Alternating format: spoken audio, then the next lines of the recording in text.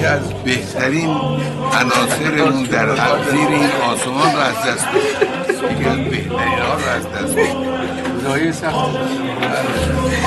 حالا چاره نیست، اینا رو باید تحمل کردن.